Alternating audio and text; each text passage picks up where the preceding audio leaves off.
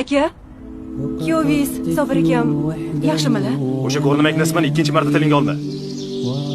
Boshqa ayolga uylanib, bu yerdan qochib ketdi. Unut endi uni. Gap bunday senga. Sen begona shaharda. Xullas biz Said bilan gaplashdik. U senga uylanishga rozi. Meni boshimda erim bor. Hali taloq bergani yo'q nima deyapsiz?